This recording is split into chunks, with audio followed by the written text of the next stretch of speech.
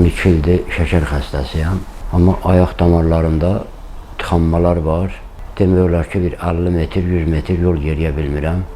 Yeridikcə dayanır, yəni dərman da atırıq, vaxtında pərhiz də eləyirik, amma düzgün şəkildə eləmirik də. Şəkərdə öz işini görür. Doppler'de ayak damarlarında problem olduğu görüldü. Şimdi biraz sonra anjiyografisini alacağız. Harda darlık, tıkanıklık varsa oraları açmaya çalışacağız.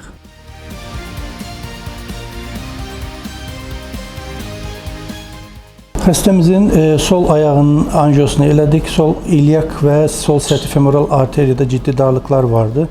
Bir tane stent koyduk, balon elədik. Çok güzel açıldı. Şimdi ise sağ ayağın anjiyosunu eləyəcəyik.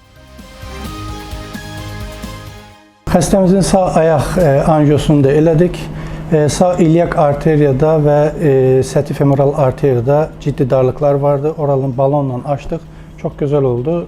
İşimiz bitti. İnşallah bugün hastamızı taburcu edecek. Anjiyolarımız çatdı başa. Şükür Allah'a. Rahatçılıqdır. Bir daha ben bu İstanbul Enes bütün kollektivinə dərin münasibətindən təşəkkür edirəm.